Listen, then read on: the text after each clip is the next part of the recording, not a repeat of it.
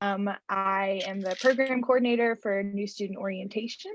I was the interim program coordinator last year. I've since stepped into the role full time. So really excited to be with you all again this year. And I just wanted to take the time to thank you all for whatever role you play in orientation, as far as advising, getting them set up for appointments, whatever it may be. Thank you, because it's definitely not a one person job. It takes our whole university to make this happen. So thank you very much for everything that you all do. Just to get started, so I mentioned myself, I'm the coordinator of new student orientation. In addition to you all and everyone else that helps out across the university, I do have some folks that work really closely with me. So Katie Conton is our director of admissions and recruitment. She directly oversees me, and she helps a lot more with our academic side of orientation, but she's in our NSO advisory committee right now, so we kind of split roles this morning. And then I will also have some program assistants, of course, our orientation leaders and our cohort leads that will be helping us out. So if you worked orientation last year, you know that we had about 40 orientation leaders. We also had cohort leads that kind of led different groups of orientation leaders based on the school and college that they worked with. So that's kind of why we have cohort leads. They're just orientation leaders that have returned to us for a couple of years, so they have a little bit more experience.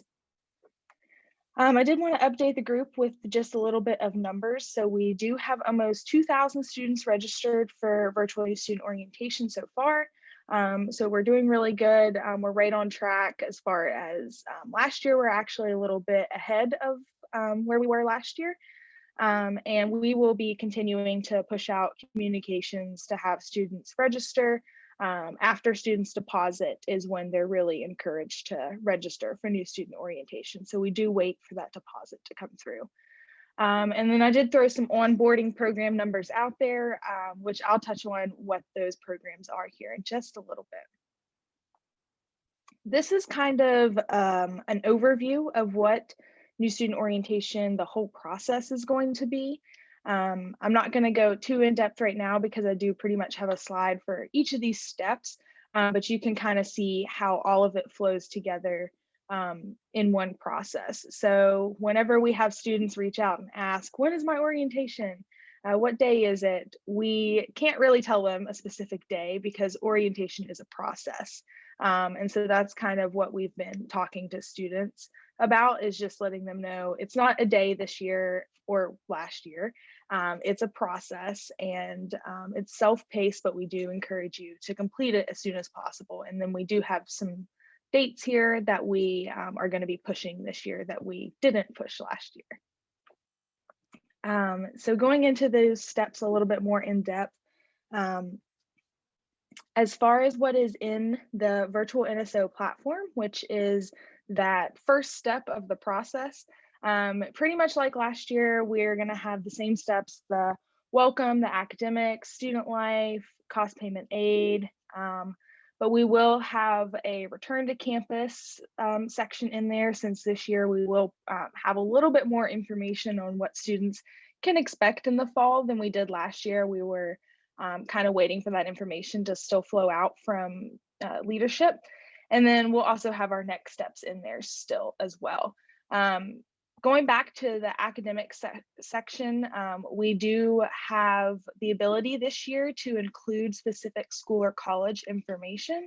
So last year, we just kind of had to put all of that information on the website and hope that students would visit it. But this year, we're allowed to put that information directly into our virtual platform so that students kind of have to look at it at least, or listen to it. And so we are letting our schools and colleges basically put any specific advising information that they might need their students to know in there, maybe student orgs that exist within the school or college, whatever it may be, just that specific information in that section. It is single sign-on, and so students will just use their normal WVU login to get into there.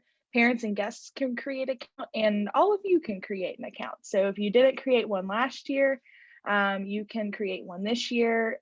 If you did create one last year, you should still be able to log into that. But you have the ability to create a guest account and see what the students are going to see. I don't recommend doing that right now because not everything is up to date. It still looks like spring NSO for students in there right now, but we will have that updated soon. And then students receive an email when this opens and when they complete it. After they complete this platform is when we start kind of moving into some of the advising process. So students are going to receive an email confirming that they completed the platform, and they will be encouraged to sign up with a meeting with an orientation leader. Students will sign up for an appointment slot, and then our orientation leaders will reach out to them with their Zoom information or their meeting information for that appointment.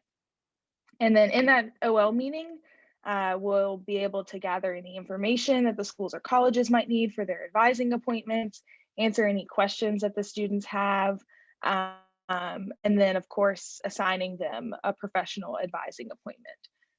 And so our orientation leaders will be trained again this year with the schools and colleges during our training week in order to figure out what information they do need to gather in those sessions, how to answer any questions students might have, and when it's best to maybe point them to ask that question in their advising appointment. And so moving on from that, like I said, the OLs will help schedule their advising appointments. And after that, most students will have that appointment before they leave their OL meeting, but some schools and colleges might do this differently. We're having a lead advisor meeting soon, and so each school or college will be making that decision soon. And then as far as in professional advising, of course, they're going to complete their course registration, discuss any placement opportunities that they might have missed, or maybe they took Alex and they just want to talk about it. Make sure that they understand what their block schedule is if they received one. And of course, just understanding their program of study and what that first semester is really going to be like for them. And then this year, so we will have the NSO holds again. So students, once they register for NSO, will have a hold put on their account so that they can't register for classes. And then once they meet with the advisor, we will ask that the advisor put an advising hold back on their account for the remainder of the summer. So that way we don't have students changing their schedules around without, not permission, but just without, they don't know exactly what they're doing or what the consequences might be of taking a lab and moving it or not being able to add something back in. As far as communications, we do have that DRIP campaign, like I said, to deposit students once they register so that they can register for NSO. We have an email confirming that they've registered for the event. We'll let them know when that platform opens on May 17th. And if they register after that date, they'll be pushed right to that platform. And then again, they're emailed after they complete the platform. We're also doing a new thing this year. Big shout out to Ricky Huffman. This was her idea, along with some other folks that helped out with what some of these emails would contain. But we're gonna do some welcome to the WVU family emails. And a lot of these emails are going to be introducing folks around campus or offices around campus that students really should get to know. And so we're going to be introducing them to their advisor and what an advisor is, not specifically who they're going to be meeting with, but just what that advisor is, what an advisor is responsible for versus what a student is personally responsible for, what parents are responsible for now, all of those sorts of things. And then we are actually going to be able to send out a mailing piece this year, which we're really excited about. It's going to have college knowledge, if you remember that from back when we were in person. It'll have like a student pamphlet in there, a little dining menu, some stickers for their car as well as their keyboards. So something really fun to get them a little bit more excited. And so if you go to the website right now, which I'm not gonna click on, I'll let you explore that on your own. Just if you go to orientation.wvu.edu, it'll take you there. Um, but it's going to be updated with the information fair like we had last year. We are going to put a little bit of placement information in there, although we want a lot of that conversation to happen with the school or college or with their regional recruiter or something like that. So we won't just take the Alex right here on our orientation website. So I'll get to that in just a little bit. And then we're also going to have our orientation leader pages on there as well. And so just some other things to note, like I just mentioned, Alex. We all love Alex so much. It will be offered online again this year. It's been offered online throughout the year, actually, to our test optional students. We just haven't had a lot of them take advantage of taking it throughout the year. And so we're kind of doing a reboot and trying to get them to take it now. And so this is available now. And if a student is interested in taking Alex, we recommend that they talk with their school or college first, an advisor. The regional recruiter, like I said, is also a good option. But we have this website that's hidden from students. And so they can't just find this on our admissions website. It's typically emailed to students. Or an advisor or a regional has to send it to them directly. And so if you click on this, I'm gonna, I'll put it in the chat at the end of this, but that link basically has a form on it where a student fills out the form to take Alex. And so when they're doing that, the very first question is, have you talked with an advisor about this yet? We want to make sure that you've done that before you're moving forward with this process. So like I said, they shouldn't have that link anyways, because it's hidden, but that first question is make sure you talk with someone first. Not all students will receive a block schedule. Last year we had Josh Imes working throughout the whole summer, building block schedules pretty much by hand. We will stop building block schedules at a certain point. And so we are encouraging students to register as soon as possible. And we're doing specific outreach to our STEM students that specifically are going to need more of that block schedule than maybe some students take our Math 122 classes. And so another thing that happened last year is when students logged into the portal, they had issues with Duo and they were hit with that you need to register for Duo pop up, and they didn't know what this was because we had never had students have to go through this process before and didn't know it was going to happen that soon. This year we've worked out with ITS that Duo will be turned on July 6th.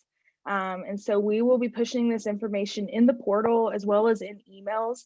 And so last year, I feel like it fell on advisors a little bit to kind of remind students that this was going to be a thing. But this year, it shouldn't have to fall on advisors as much. It'll be pushed out to students plenty in advance, and it shouldn't surprise any of them. And then I do want to mention we are planning new student orientation online, but we are also planning an in-person component in July. We're not calling it NSO by any means. It won't be on the orientation website. It's going to just be pretty much advertised as an admitted students event. And we're calling it Destination WVU to kind of go along with our Discover and Decide events. It will take place in July. It's mostly going to be taking place outside. It's going to be a lot about the student experience. So there shouldn't be any burden on our academic schools and colleges as far as July goes. We will be doing a lot of just walking around campus and really getting to show them what it's going to be like here at WVU, since they haven't had that much of an opportunity to do that over the last year. Of course, it will be very small scale and it will only be open to students who have completed every step of the orientation process. And so we think that this will um, be kind of something to help push our students along throughout the process. And as far as a student checklist, I did just put together something really quick as far as everything that they need to complete before they move in August, which is to be determined how that process is going to work yet. So there will probably be some sort of housing step on this checklist as well. But right now, this is what we're working with. And then that's really all I have to present for you all today. So I guess, Lindsay, I'm not sure if I'm allowed to open it up for questions, but I'm happy to take any if there are any. Yes, we would love for you to open it up for questions. I do know that Mary Beth is on the call as well. So, Mary Perfect. Beth, if you wanted to maybe take a couple minutes to just briefly clarify any Alex procedures, or if anyone has any specific questions. Sorry, Mary Beth, to put you on the spot, but since you are on the call, I want students to know that if they have any Alex specific questions, you are here as well. I'll take any questions. I'll just briefly say that it was a decision to make all students pay just because they're more vested in it, and we just saw that too many were wasting the opportunity. So we are encouraging them. We are running the boot camps this summer that are specific to the freshman cohort that placed into 122. We are considering, but haven't gotten approval or decision, of having boot camps for students such as engineering that would like to assistance working through Alex to test into 155. So we are doing we are going to send out more information about that. And then the other thing that's a big change is the 104s and 124s, and the 106s and the 126s are decoupled. So any section of 124 will go with any section of 104 if they need it. And same with 106, 126. Those are the only great changes that have occurred. So anybody have any questions? It looks like we have a couple questions for Rachel. So, how should Okay. our school's specific academic sessions be different from the overall portal? That's a great question, Sarah. And let me go ahead and I'm going to share another screen really quick. This is what our portal looks like. Um, So this is like the main screen. As you can see along here on the bottom, this is, again, like I said, it's from spring still. I haven't been able to publish for summer because I just don't want folks to see that yet, just in case they do get in here by accident. But we have all of our sections down here at the bottom. Specifically, I'll highlight academics because of course that's what you all are interested in. In here, it's just a lot of general information. So we do have like, what is an advisor? We have academic support options that are in here, tutoring. We do cover FERPA. So there's like a lot of general information that we cover in the academics. We cover what GEFs are.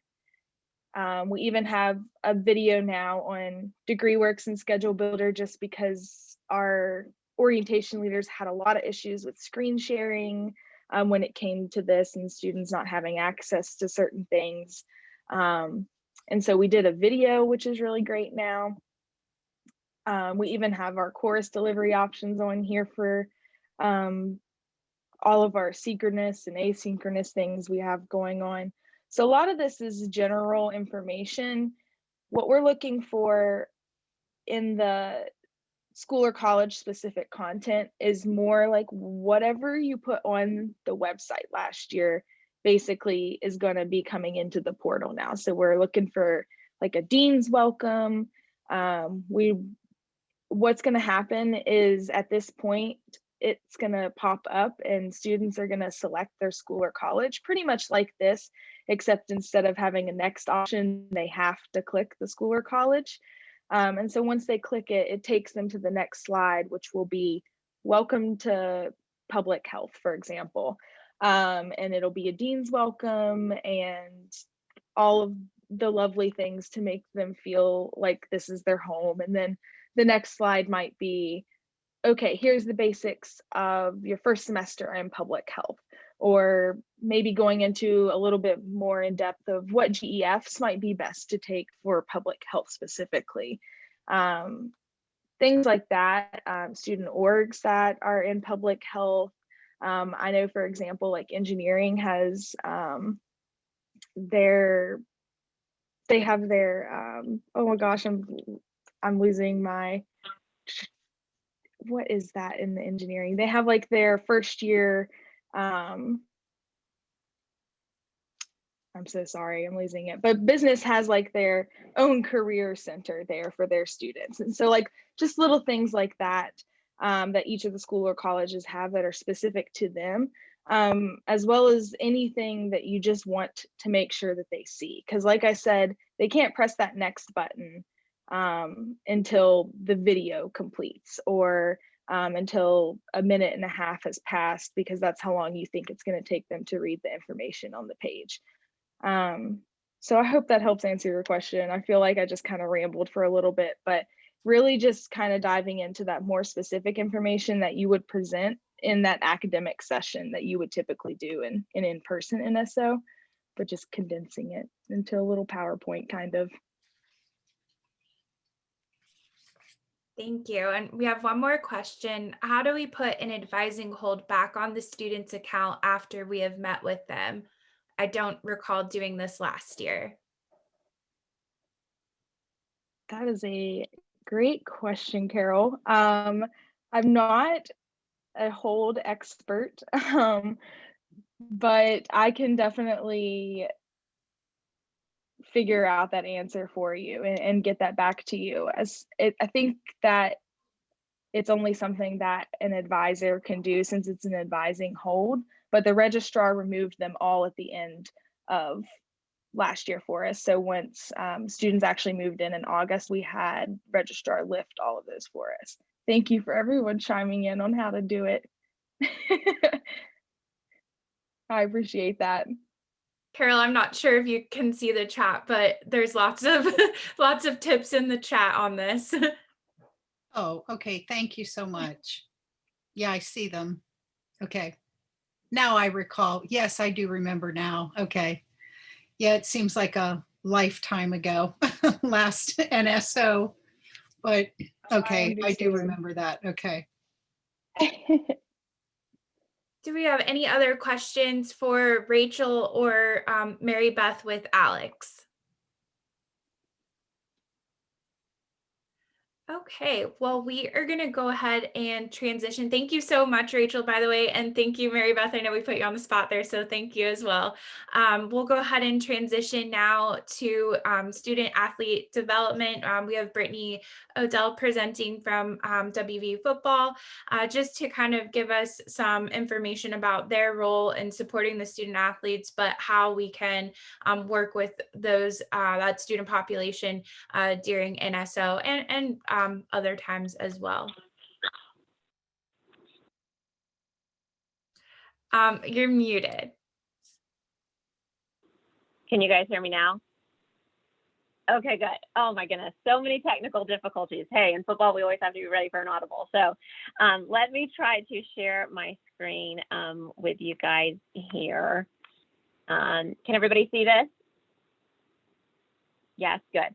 I don't have some fancy PowerPoint like Rachel, so she's really showing me up. But so Lindsay, first of all, thank you, Lindsay, for inviting myself. My name is Brittany Odell. I have been here for 5.5 years now.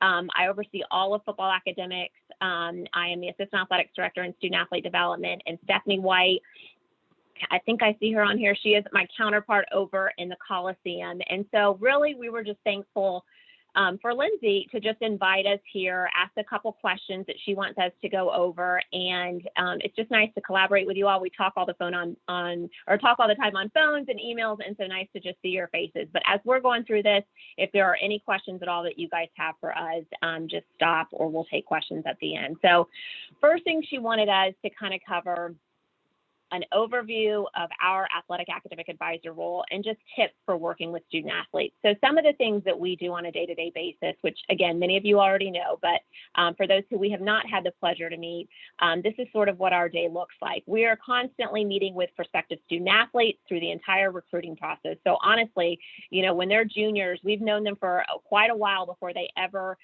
step foot on campus. We're helping out with that initial eligibility requirement in terms of what they need to qualify coming out of high school, but also all of our transfer student athletes, to making sure, through Taylor and his team, he just loves us in the summertime when we're trying to get all of those students eligible. But we're working through all of them to make sure that their courses are evaluated and that they're hitting their percentage and their degree requirements set by the NCAA to be eligible here.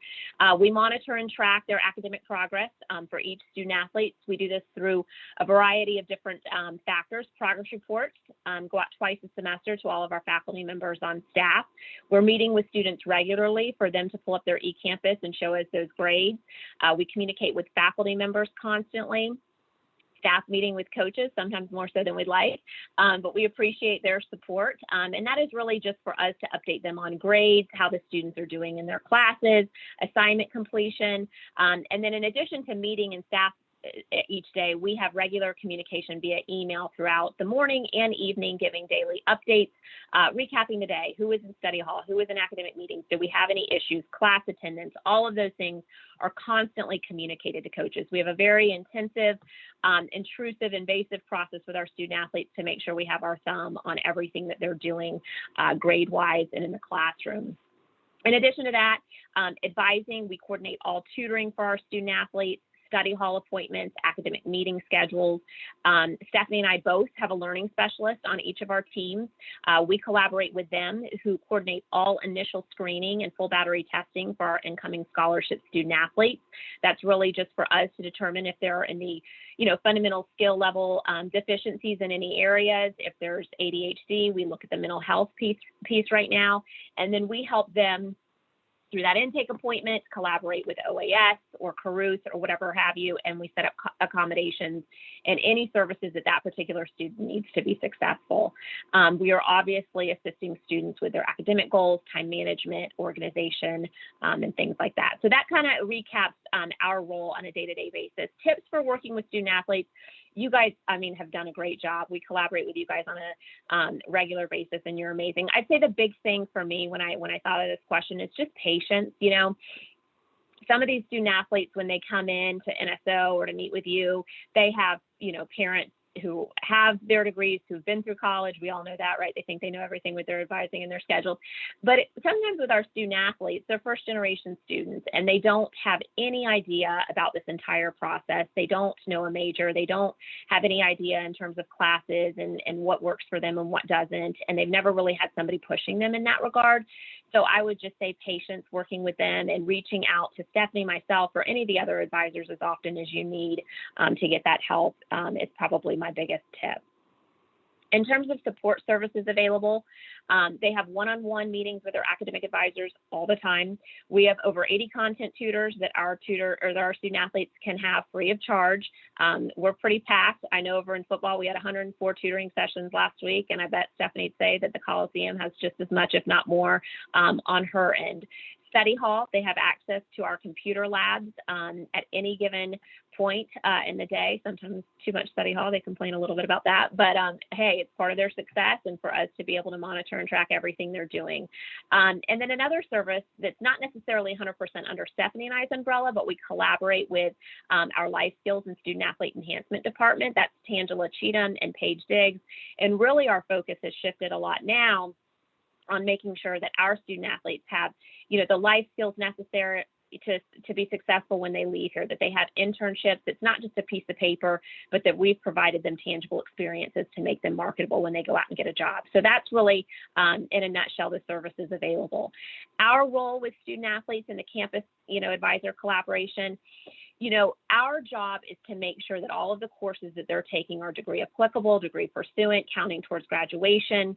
There are certain majors that have elective space, some more than others. And our role is to make sure that all of the courses that they're taking either going towards a specific GEF requirement, major requirement, or if they do have elective space, that they're not exceeding that. Because if they're taking a course that is not absolutely required in their major, then that's non-degree applicable. And so when we're looking at, and I'll talk a little bit about this below, our eligibility requirements, if they're not in something that's degree applicable, it can throw off those benchmarks, meeting the 8-hour rule, the 18-hour rule, hitting percentage. So I will say, and Lindsay, you're going to help me with this, but a couple years ago, we did this with Chris Case, I think on this meeting, and we had all of our advisors on campus that collaborate with us often come to a meeting with our certification specialist, and we went over these rules and talked a little bit about this, and I think that that would be beneficial to pick back up. So we'll get together and we'll set that up. In terms of our NCAA requirements, just so you're aware, student athletes have to pass a minimum of 6 hours every semester. In football, it's a little bit different. We have to pass 9 hours in the fall. If they do not pass 9 hours in the fall, they sit for the next 4 games of the subsequent season, which is scary. 18-hour rule must be passed between fall and the spring. And then there are certain percentage benchmarks that they have to meet. So they have to have 24 hours earned after the end of their freshman year, 40% after sophomore year, 60% after junior, 80% after senior. They have a 5-year graduation window if they need to. So a lot of times when we're collaborating with you all and talking through classes, it's to make sure that we know they can be successful in those courses to ultimately hit those benchmarks, because if they don't, they do not step out on that field. Another piece of the PTD requirements is GPA. So if we've got a student, and some do, and who really struggle academically, might be around that 2.1. If they meet and they're given, maybe a schedule that maybe is a little bit, difficult for them or rigorous. And so what we'll do a lot of times, and you guys are awesome, we'll reach out and we'll say, hey, is there any way that we can maybe, if they're in season, move this class to spring or vice versa, or how's that going to throw off their sequencing? So I just can't say enough how much we appreciate that open communication and relationship with you all to make sure we're on the same page to adjust these student schedules if needed, to make sure that we are meeting their individual needs to set them up for success. In terms of NSO advising, what I'm going to do after this meeting, I'll reach out to all of our advisors and I will get you guys the practice schedules for fall. I know that that's been very helpful in the past when you're meeting with them. If you don't have that, that's hard because you're picking classes sometimes that might not be offered or it conflicts. So I think if you have that in front of you, when you're meeting with a student athlete, you just say, hey, what's your sport? You can look right at that spreadsheet and then you can determine what classes might be best for that student. I typically, and I think Stephanie would agree, if we could advise for 15 credits in the fall, that gives us some options. Student athletes have to be full-time in order to participate. And if they're in just 12 credit hours and God forbid something happens and they're struggling and we need to drop, we're stuck because they have to stay in those 12 hours. If they have 15 credits, it gives us a little bit of room if we need to make some adjustments. But that is really our role in a nutshell and kind of how we collaborate with you all. I have included my contact info and Stephanie's info below. We are open to questions all the time. I know some of you guys are laughing because we probably blow your phones up and talk to you more than you'd like. But for those of you who we have not had the pleasure to meet, or if we have questions or anything throughout this process as we move forward, please feel free to reach out. Thanks so much, Brittany. Any questions for Stephanie or for Brittany, feel free to put those in the chat box, or you can unmute and ask.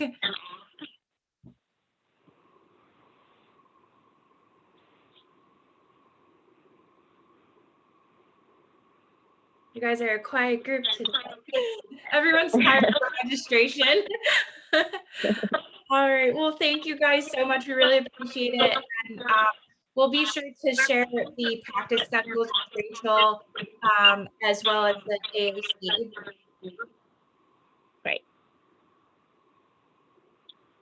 All right, so next we have Damian Clement and Ashley Watts, Dr. Damian Clement and Dr. Ashley Watts from Honors College.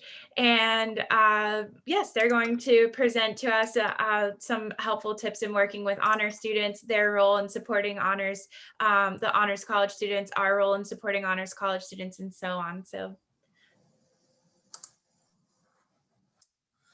Thank you, Lindsay. Can we see that slide there, Lindsay? Do you know? Yes, you are good to go. All right, thank you, Lindsay, and thank you everyone for giving us this time to chat about our honors students. As Lindsay said, my name is Damian Clement, Assistant Dean in the Honors College. Dr. Ashley Watts, our program coordinator, will be joining us for the latter part of this presentation. Our goal here is just to give you some tips and some tidbits when you are working with our honors students as they go through NSO. And the first thing I probably want to say is thank you to you all for the work that you all currently do with our honors students, and for the work that you're going to do with our students, incoming students. The honors college is only as strong as our students, and our students are only as good and able to make progress through meeting their requirements with the help of you all as advisors. So that's the agenda here. Just 3 basic things that we're going to talk about. Just going to give you a nice little review of the Honors Foundation program. And I came up with my top 9 tips. I was going over the presentation yesterday with Ashley, and I told her, I think I might have learned this in Psych 101, when you want to use an odd number so that people can remember the number. So I went with 9 instead of 10. Just 9 things that I think would be helpful for you to consider and just kind of remember while you're working with our students. Ashley is going to review our HONR 102. For those of you that work with students, HONR 102 replaces HONR 298.0. So there's no longer an add-on associated with your first year experience. But Ashley is going to talk a little bit more about that later on. So just basically as a review for those of you who have been working with our students, and an initial introduction to those of you who have not, the Honors Foundation program is the first of our 2 academic programs here in the Honors College. So this Honors Foundation program is a first and second year program, essentially for 4 semesters. Students have the opportunity to extend in it if they meet certain requirements. Basically, at the end of those 4 semesters, students should have completed 5 honors courses, 13 honors credits, and within those courses and credits needs to be a HONR 102. At the end of each academic year, we typically, and we are in the process of gathering that information now, we review all our students in the Honors College after each academic year. So after their freshman year, they should have completed 2 honors courses, 4 honors credits, and most importantly, a 3.0 honors GPA and a 3.0 cumulative GPA. Students who do not meet this requirement are going to be removed from the Honors College. And then transitioning on into their second year, in order to complete the program as stated above, 5 honors courses, 13 credits, but the GPA is now 3.5 honors GPA and a 3.0 cumulative GPA. As I mentioned above, students can extend beyond 4 semesters, but in order to extend beyond 4 semesters, they should have completed 4 honors courses, 10 honors credits. So essentially, students can technically be 1 course behind. In an ideal world, we really want students to be enrolled in 1 3-credit honors course each semester for 4 semesters. 4 by 3 is 12, and the HONR 102 makes it 13. So the top 9 tips. The first one we have listed there, each first year honors student needs to have HONR 102 on their schedule. As I said before, HONR 102 replaces 298.0. Ashley's going to talk a little bit more about that. And in addition to that HONR 102, we really want students to have 1 3-credit honors course on their schedule.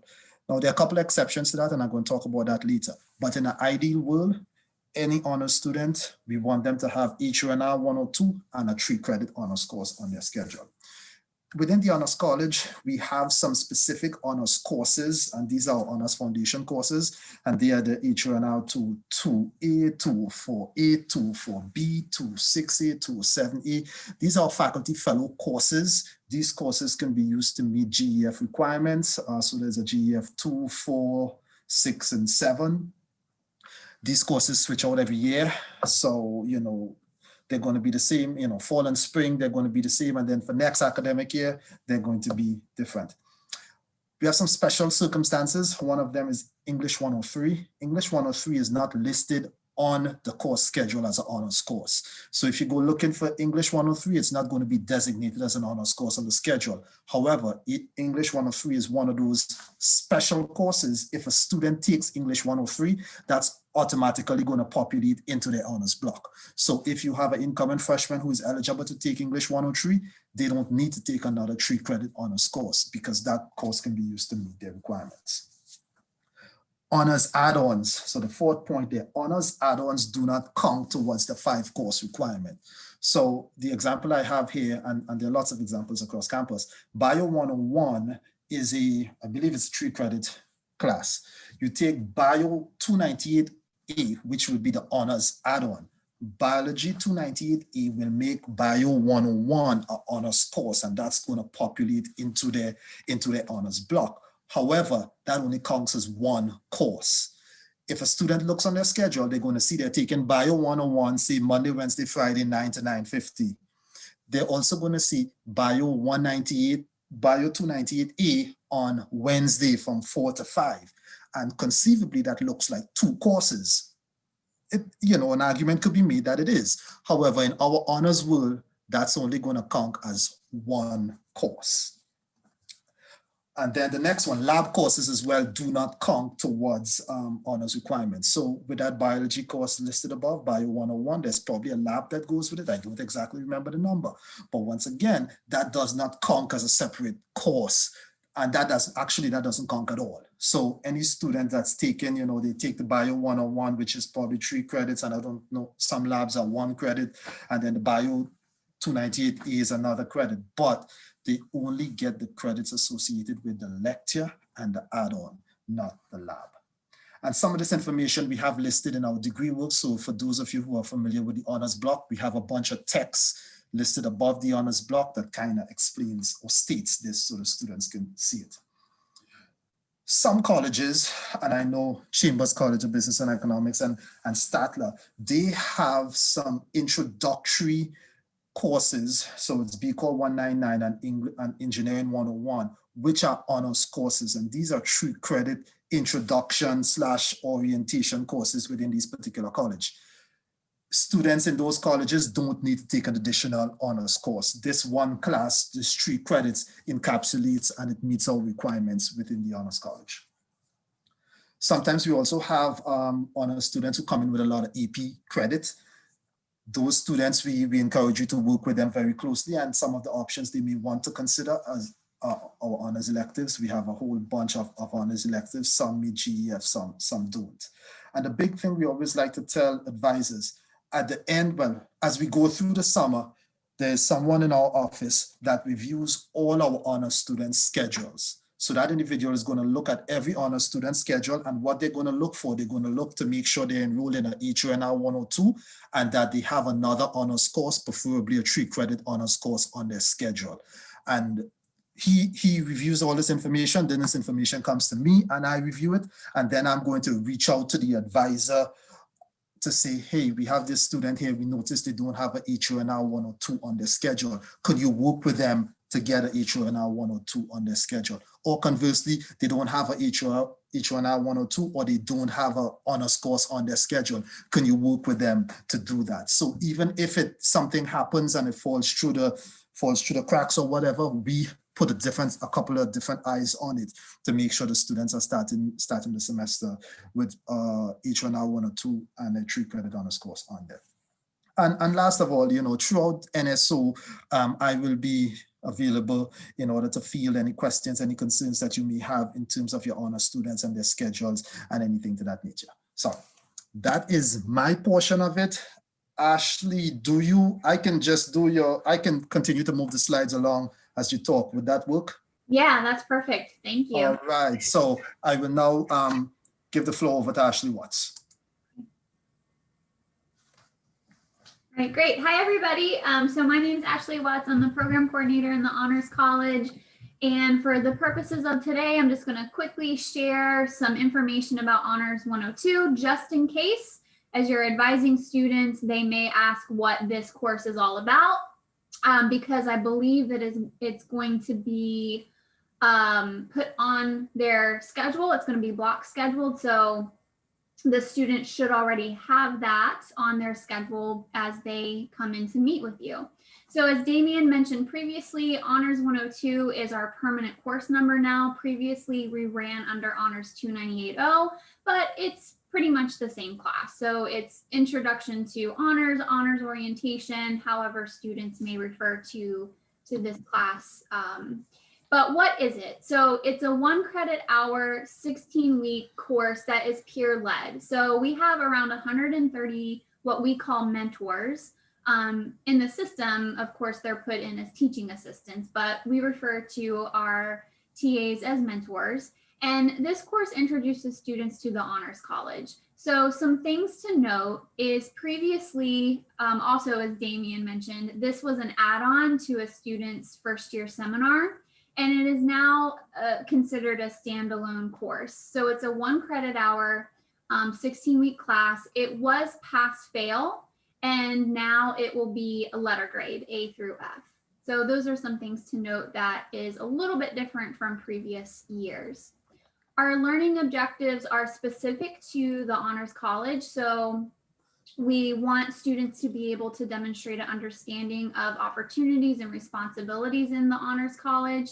So the way that the course runs throughout the fall semester, the first 8 weeks, our mentors are delivering a lot of content about what it means to be an honors student, honors integrity, what does it mean for students to be an honors student, information about completing the Honors Foundation program, information about the Excel program, information about Aspire office, pre-health, undergraduate research office, and other opportunities that students can get involved in through the Honors College. So the first 8 weeks really focuses on that type of content. And then moving into the second 8 weeks of the semester, we move into a kind of different atmosphere, a different environment in the aspect that we're talking about a book that we've incorporated into the course. Actually last fall was the first time that we incorporated this, but it's called Your Erroneous Zones. And our mentors facilitate discussion around this book. And we still will have our campus read as well and our summer reading assignment. So those are the learning objectives of the course. Just in case, students ask you like, what is this course about? What do we do? That's a little bit that you can share with them, so they'll have a little bit of an idea. The next slide, perfect.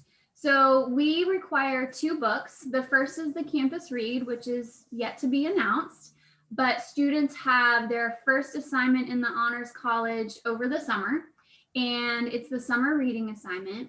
So we usually create 3 to 4 prompts around the campus read, and the summer reading assignment is communicated via email from Colleen Good, who's our comm person in honors, and we get that information out. It's first introduced during new student orientation, and it's due like the first week of their Honors 102 class.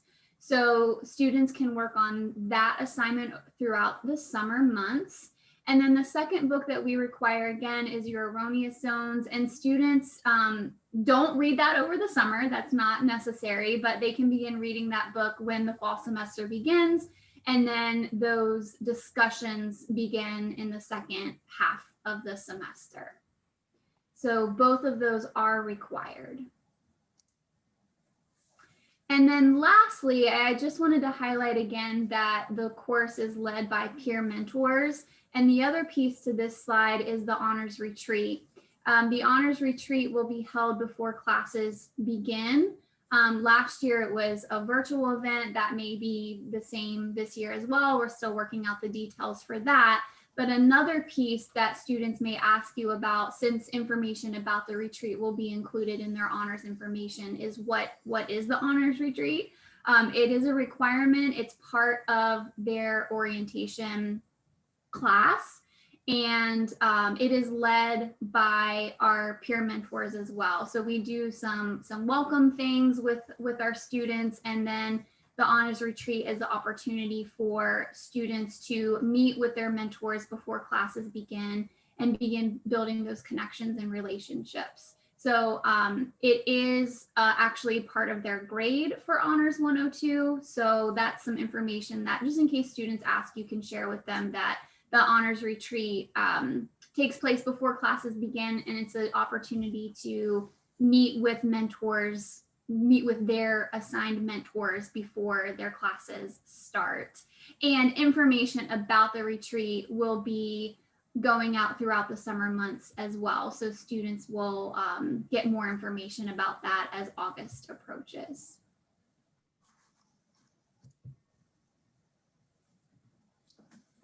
All righty, I think that's it. So I don't know if we have any questions. I guess I can start.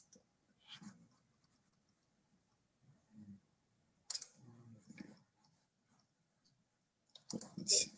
Any questions? Well, thank you so much, both to Damian and Ashley. That was fantastic. Really great, helpful information going into advising season with our NSO incoming honors college students. So if no one has any questions, we'll go ahead and transition to our last presenter, the king of block scheduling, as I'm sure he loves to be known. And now the king of the wait list, Mr. Josh Imes. Thank you.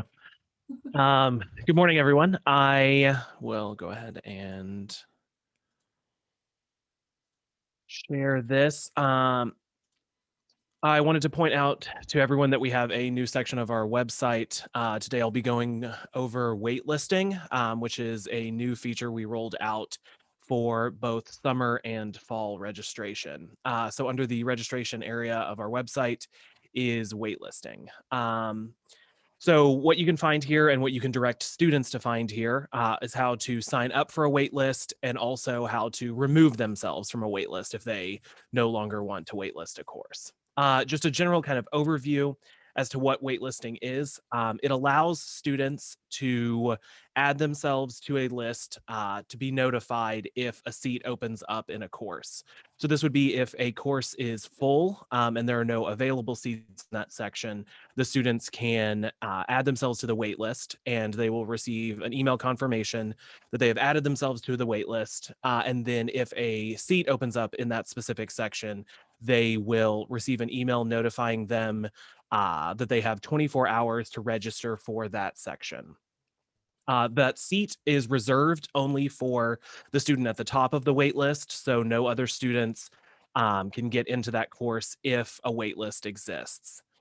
There are a few things to note when talking about waitlisting with your students.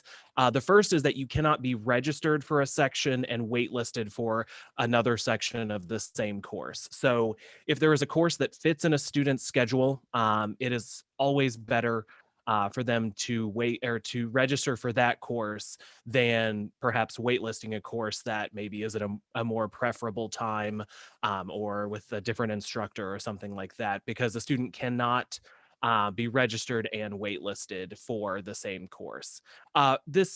For the summer and fall registration, we have done a pilot group for waitlisting.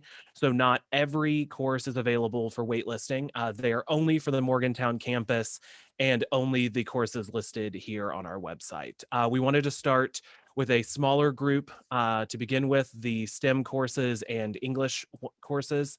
And then once we kind of get all of the wrinkles ironed out, we will open it up to the other departments as well.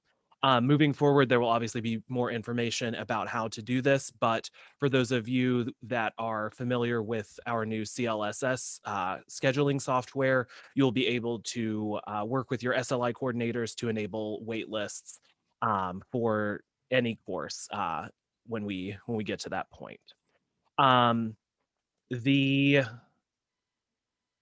There are FAQs available here, but in general, the student is able to waitlist a course in the same way that they would register for a course. So they follow the same steps. They log into STAR through the portal. They find the course that they would like to waitlist for, and then in the registration area, instead of, clicking register on web, they instead can click waitlist. Students can see waitlists on courses through the schedule of courses as well. It lists how many seats are remaining open seats, as well as how many waitlist seats are available. As a general rule, we set the waitlist amount to about half of the general capacity, just to ensure that enough students can waitlist if they need to. One thing to note is that waitlisting does not look at prerequisites. So it is possible for a student to waitlist for a course that they may not be able to register for. The reason we set it up this way has to do with the way that our lectures and labs are set up as co-requisites or as concurrent prerequisites. We wanted to make it so that students could waitlist for one of the two. For instance, if there are plenty of seats in the lectures, but the labs have no available seats, a student would then be able to waitlist for the lab. And then if a seat opens up, they would have to register for both. Unfortunately, the side effect of this is that means that a student could waitlist for a course that they are not eligible to register for. What will happen in that case is the student will receive their email. You have 24 hours to register. They will go into STAR and attempt to register for that course, and they will get the prerequisite error like they normally would. After that happens, there's obviously not really anything the student can do. They will receive the normal message as they would, and then the waitlist will give them until the end of the 24 hours, and the spot will go to the next person on the list. If a student wants to remove themselves from the waitlist, it's very similar to dropping a course. They do basically the same thing. In fact, they actually click the same button that says dropped course on web. They will have instead of saying registered in their registration window, it will say that they are waitlisted. They click drop course on web and click save or submit, and it will remove them from a waitlist. This would happen if, for instance, maybe there was more like a new section of a course was added, or the student decided that they no longer wanted to risk being on the wait list but wanted to take a seat in an open section. They could remove themselves for the wait list, and once they do that, the next person in line would move up and would receive that email if a seat were to open.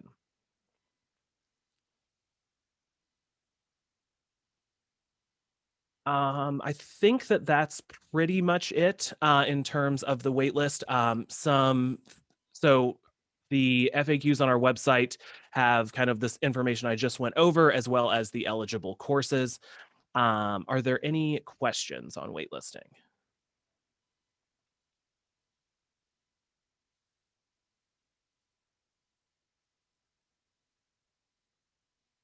Okay. Wait, Josh, we have one question. Oh, Will the sorry. wait list be turned off during the last week of registration? Yes. So our plan is to, when we reach the ad drop, like the end of each ad drop period, we will be turning the ability for a student to add themselves to a wait list at the Friday before ad drop ends. So that will give the wait list kind of the weekend to work itself out, because there's kind of two on-off switches for waitlisting. One is that a student can add themselves to a wait list, and the second is the ability for a student to move from the wait list to registering for the section. We will turn off the ability to add themselves to a wait list a few days before the ad drop period for that part of term, and then it will give them those kind of few extra days in case the seats open up. The students that are already on the wait list would be eligible to register for that. Once the ad drop period completes, and students can no longer make changes, we will be purging the wait lists and turning the wait lists off for those sections. So no students will continue to be on wait lists for sections that they could not add. Okay, great. And we have one more question. Can dual campus students waitlist Morgantown campus courses? That is a good question. I believe if a student is eligible to register for the course, they would be able to waitlist for the course. As long as it is one of the sections that is the Morgantown section of a course and has the waitlist enabled, a student should be able to waitlist for it. And then as long as they have the correct registration status to be able to register, they would be able to register if they make it to the top of the list.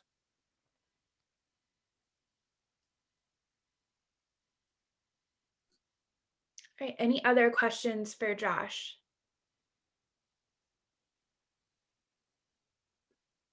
Okay, well, thank you so much to our presenters. This was all very helpful information, and we are so thrilled that you guys joined us this morning. To everyone in attendance, thank you so much for joining us. Please don't forget about the advising celebration workshop that will be on a date that maybe somebody could put in the chat. Please don't forget to pre-register for that. We'll be announcing the Nick Evans advising recipients at the celebration, and we'll have some fun because we all could use some fun right now. So thanks, everyone.